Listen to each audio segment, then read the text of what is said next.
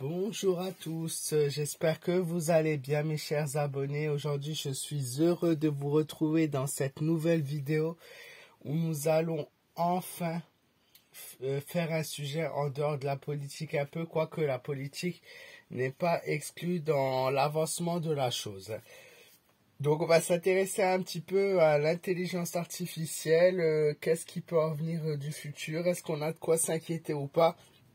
Comment ça va avancer, surtout cette nouvelle forme de l'intelligence artificielle qu'ils ont nommé le DeepSeek et qui est donc DeepSeek, qui est donc c'est un nouveau format de l'intelligence artificielle plus puissant et il n'arrête pas de vouloir évoluer et vouloir nous mettre des robots, nous manipuler, nous contrôler. Enfin, le monde est fou, l'humain est fou, ceux qui ont du fric sont fous surtout.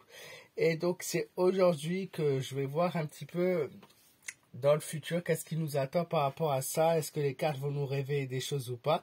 Je suis très heureux de vous retrouver. Ça faisait très longtemps que je n'ai malheureusement pas publié de tirage vraiment sérieux. Et voilà, vous m'avez manqué. Sachez que je pense à vous, que je ne vous oublie pas, que je suis toujours là. Et comme dit, c'est pas toujours évident. Donc voilà, l'essentiel c'est de continuer, d'avancer, de jamais renoncer. Donc aujourd'hui on va commencer avec Mademoiselle le Normand. Donc qu'est-ce qu'elle nous dit sur cette fameuse intelligence artificielle? Qu'est-ce que les cartes nous disent?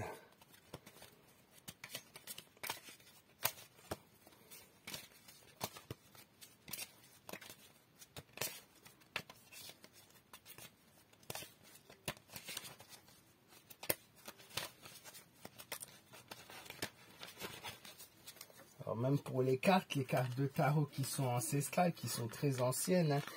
Le tarot est une chose qui est là depuis des centaines d'années, pour pas dire des milliers et des milliers. Hein. Ça a toujours existé, ça a toujours été là, et l'avancement de l'humain et de la technologie, voilà, peut-elle dépasser le tarot? Je ne sais pas. Alors moi, ce que on me dit en premier par rapport à cette nouvelle version de l'intelligence artificielle, c'est qu'on nous dit pas tout. On nous fait croire, comme d'habitude, hein, on nous fait croire, voilà, c'est pour améliorer, c'est fantastique, on est dans la bonne direction, les choses sont incroyables, mais en fait, on nous manipule derrière tout ça. Alors j'espère que je vais pas être censuré, j'ai l'habitude maintenant, hein. Mais il y a de la manipulation pure et dure derrière cette nouvelle version de l'intelligence artificielle, c'est-à-dire qu'on nous fait croire des choses, mais en fait, il en est rien. On nous dissimule par contre des choses, hein. On nous cache plein de choses qui ne sont pas encore connues pour le moment.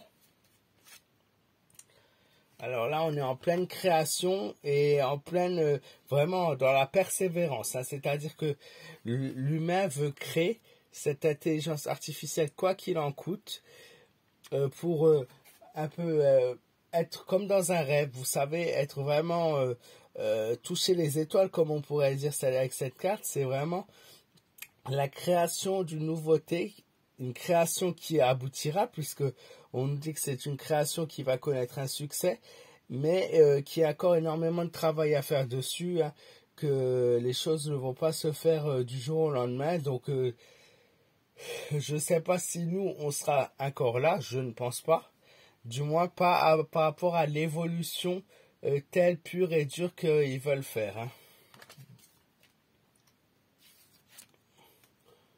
Alors on nous montre que suite à cette création, mais que va-t-il en devenir? Que vont-ils en faire de ces créations? C'est ça surtout. Dans quelle direction cela va nous mener également? Et ils font, en fait, ce qui me fait rire, c'est qu'ils font ces créations d'intelligence artificielle, de logiciels, de création qui certes pour l'instant, voilà, ça aide l'humain, ça l'aide dans le travail, ça l'accompagne, ça facilite le quotidien pour certaines choses, certes. Mais en fait, ils veulent évoluer là-dedans. Ils veulent évoluer de plus en plus. Mais où ça va les mener? Eh ben, la réponse, c'est qu'ils n'en savent rien. C'est ça la réponse qui est écrite à cette carte. On nous dit qu'ils veulent prendre plusieurs directions. Ils veulent prendre plusieurs chemins, créer plusieurs choses. On va essayer ça, on va essayer ça. Mais finalement, à la fin, ils ne savent vraiment, l'être humain en lui-même ne sait pas ce que ça va donner. Donc, vous vous rendez compte de l'inquiétude qu'on peut avoir par rapport au futur. C'est-à-dire que les futures générations, on va leur dire, on va créer plein de choses, mais on ne sait pas ce que ça va donner. C'est ça en gros. Ça peut dépasser l'être humain. Ah bah voilà. La carte du cercueil est sortie. Donc clairement, alors cette carte, elle peut avoir plusieurs symboliques. Elle peut montrer que ça sera la fin de l'intelligence artificielle, premièrement. C'est-à-dire que l'être humain ne sait pas justement jusqu'à où il doit aller, où il va aller. Donc ça peut être la fin de l'intelligence artificielle, mais ça peut être aussi, une fois que la création de l'intelligence artificielle soit faite, ça peut être clairement la mort de l'humain. Vous rendez compte, c'est-à-dire que, pas la mort physique, mais la mort, voilà, l'être humain n'est plus utile pour travailler, l'être humain n'est plus utile pour faire ça, on remplace tout par des machines. Moi, je vois clairement une renaissance, c'est-à-dire qu'il va y avoir énormément de choses nouvelles qui vont être faites par rapport à ça. C'est-à-dire dans le futur, il y aura tellement de créations, intelligence artificielle, remplacement des données, remplacement du travail de l'être humain, remplacement, pour tout, ce qui va provoquer un véritable chaos au sein de la population. Alors je ne sais pas si je serai encore là, j'ai beau être jeune, mais je vois du chaos par rapport à l'intelligence artificielle, puisqu'on nous dit clairement que l'humain peut être remplacé. Ça peut être la fin de l'humain, comme ça peut être la fin de l'intelligence artificielle, mais vu les bases et les données des cartes, pour le coup, je dirais plutôt, et l'entraînement du chaos, je dirais plutôt que c'est l'être humain qui va prendre un coup et on va leur annoncer une fin de cycle ou une fin de quelque chose, et ce qui va pas absolument pas plaire. Et je me trompe pas, puisque la seconde carte m'a montré une vraie bataille. Elle va montrer... en fait, c'est un peu comme dans les films de science-fiction, vous savez, où l'intelligence artificielle elle veut prendre le dessus, etc. Alors, je dis pas qu'il va y avoir la guerre avec des robots non plus. Hein. Faites attention, c'est pas ça. De toute façon, comme dit, c'est dans un futur encore pas très proche. Hein.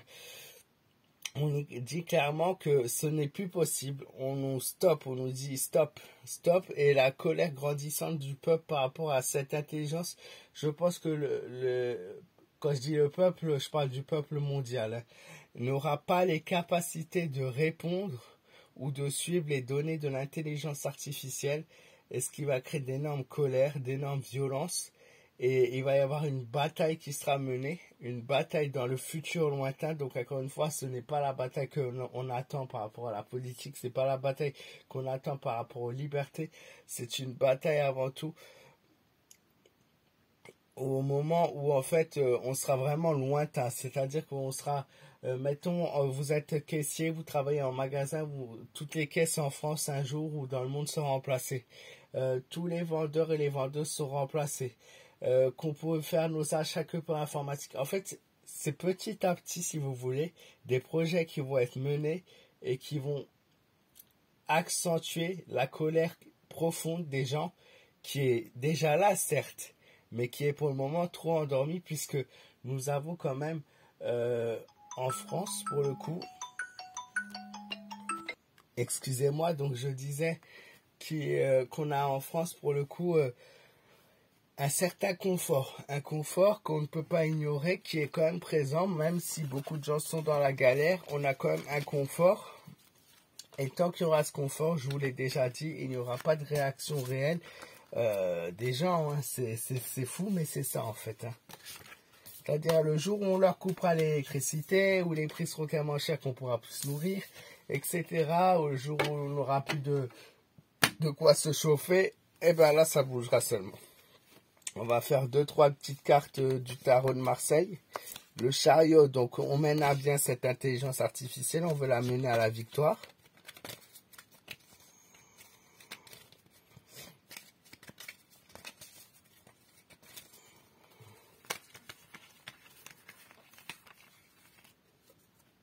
Le fou, l'acte de folie qui sera commis. Donc encore une fois, on part dans une direction, on ne sait pas dans laquelle on va.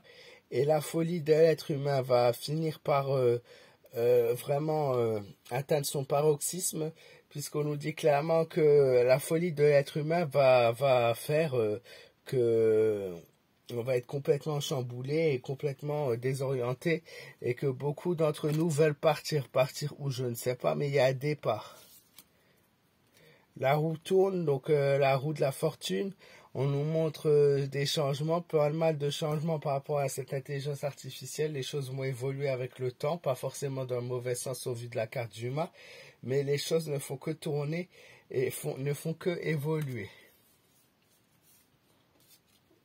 Le monde, donc ça touche le monde puisque tout le monde sera concerné, plus ou moins, quasiment, hein, les quatre coins du monde, on nous dit, par cette forme d'intelligence artificielle. En fait, c'est une intelligence artificielle, en fait, celui qui a créé, si vous voulez ça, et qui continue à le faire évoluer, veut le contrôle du monde. Donc vous voyez à quel point l'être humain peut être dangereux, hein. C'est de la folie, on se croirait dans un film, hein, mais bon. Encore une fois, la mort, comme le cercueil, les deux tarots nous le confirment, que ça entraînera de toute façon que des astres. L'être humain ne voudra pas, ça sera un stop définitif. Ça va entraîner une bataille, une colère et la mort soit de l'intelligence artificielle, soit quasiment, j'ai envie de dire que c'est assez dangereux.